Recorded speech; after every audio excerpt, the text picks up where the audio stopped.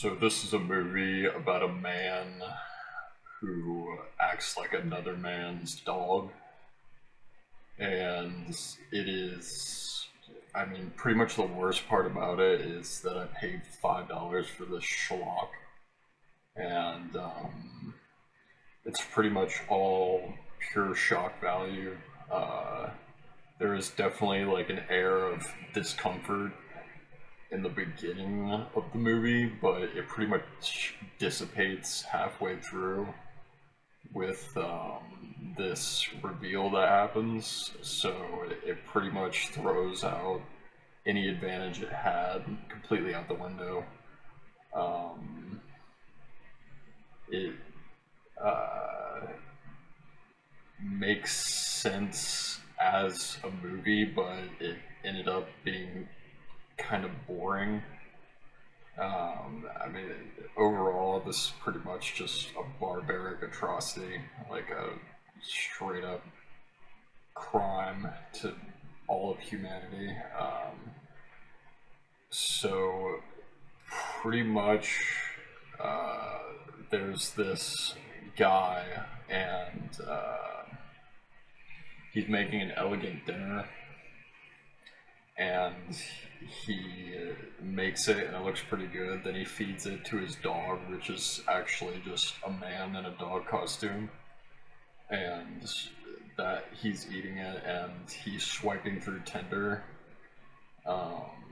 And he super likes this chick, and this chick is like, "Oh, gee, did you super like me?" And he's like, "Yeah, yeah, that was a mistake I did." So they go on a date, and they're both kind of hot. He's shy, and she's like super giddy and warm and welcoming and stuff like that. So they hook up pretty much, and the guy didn't mention the thing about the dog at all. He didn't say anything about it. So they fuck, and the dog is like watching them through this crack in the door, and she finds out about it. She just wakes up in the morning, and in comes the dog, pretty much, and she like rightfully so kind of freaks out, and the whole time there's this air of mystery of like, oh, who is that man in that dog costume? Who would do such a thing? What is going on here? And so the girl and the guy have breakfast. She gets weirded out. She gets weirded out. She has to leave, so she leaves. He takes her home, and that's all fine. She gets inside. Her roommate greets her, and they find out after the girl talks with her roommate that she went on a date with like this multi-millionaire, like rich guy, and so, but then the main character girl, Sigrid, tells her roommate about the whole dog thing, and the roommate is completely like, eh, you know, whatever, but other than that, it's like, fine, right? It went good, though, right?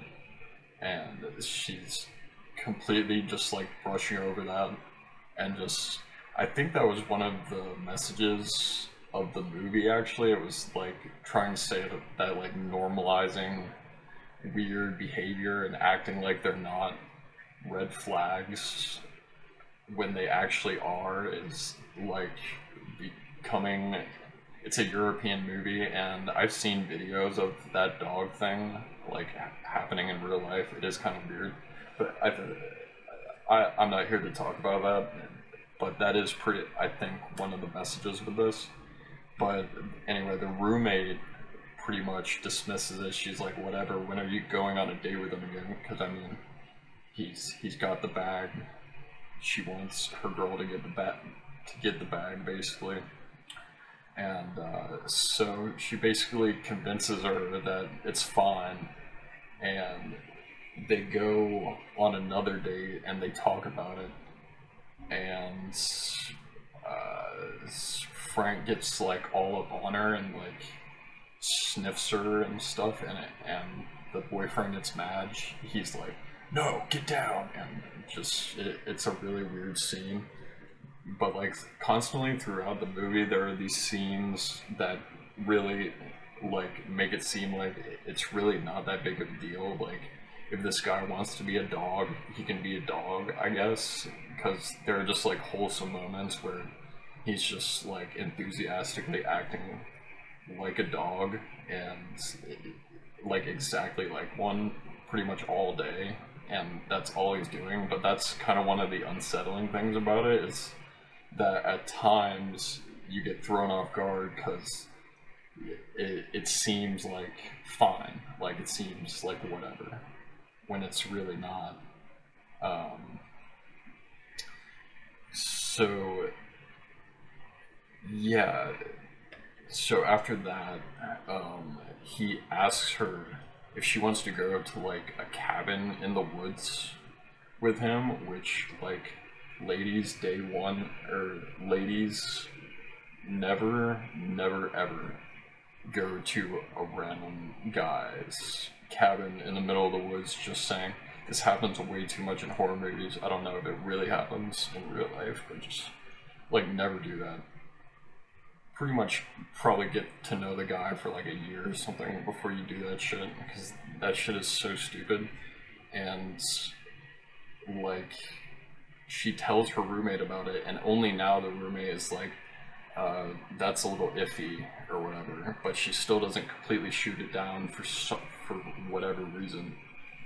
So they go on this trip, the man dog and the boyfriend, who is also a multimillionaire, and they go up to this cabin, and they're all like kind of having like a good time.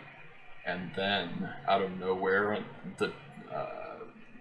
the guy in the suit talks to Sigrid, and he's like, "You gotta help me. He's fucking insane. You gotta help me." And then he goes all quiet, and she's just like hit with this realization, like, "Oh my god, something is not okay here. Something's not right."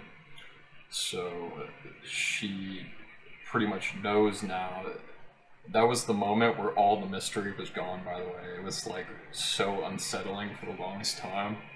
But then they made it a thing where it's like the typical, like, it's the shy, good-looking, introverted, rich guy that she fell in love with that's actually the big baddie. But anyway, and that was pretty much it. So they're trying to figure out how to get away, and the dog is like, no, he's accounted for everything. He knows, so we have to like fight back. We have to get him in the night or something. So she gets a knife, hides it, and the boyfriend, she hides it under sheets, and the boyfriend is like, "Oh, I'll do the sheets." She's like, "No, don't do the sheets, I'll do the sheets." And it was this whole thing, and he got really pissed because she didn't do the sheets right. And so that happened. They have dinner, and things are not good. Things are really awkward because obviously, like, she knows something's up now. By the way, she gave up her phone for no reason. He was like, "Let's not have our phones on this weekend. We can just enjoy each other." Huge red flag. Giant red flag. Always keep your phone on you, ladies, at all times. Seriously. Never do that. So she gave up her phone, so she doesn't have her phone, and she knows about everything now, and so eventually they go to sleep after having like an uncomfortable dinner, and they wake up, or he drugs the wine so it would knock her out, and then she wakes up, and then he starts kind of like treating her like a dog a little bit, like, "Come here, sit," and all this stuff. And he finds out that about the knife in the sheets, and that she'd been talking to Frank the dog because he bugged the dog suit that Frank has, so there's a microphone in the suit. So he knows everything pretty much. then they like fight back a little bit, and then it doesn't go their way, and he gets both of them.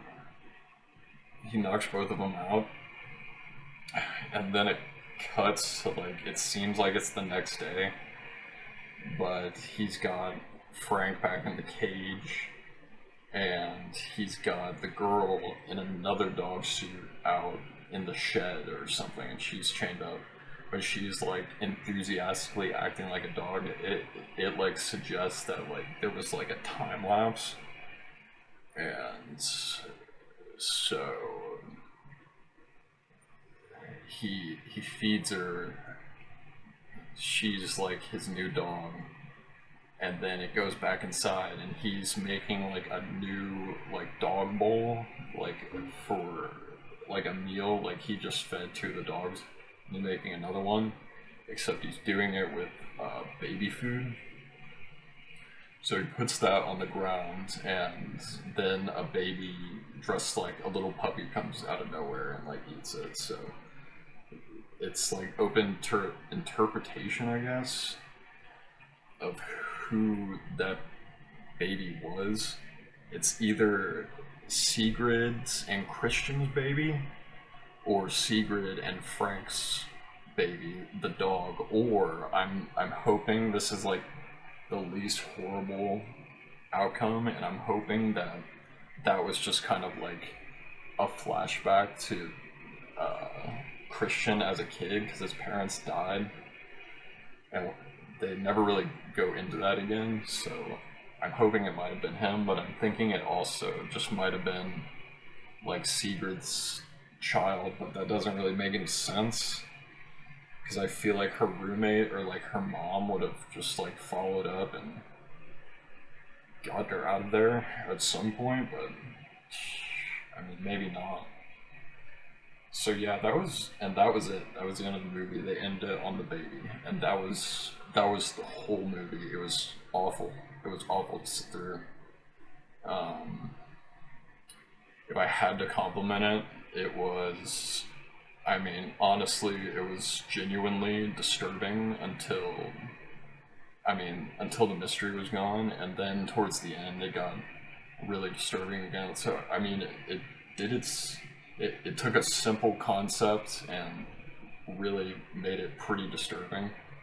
So it did its job as a horror movie at the end of the day, so I guess I'll give it that.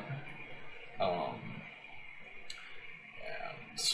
pretty much, I guess the only other compliment for it I would have is that it was only an hour and 20 minutes long. Thank God I could not sit through another minute of this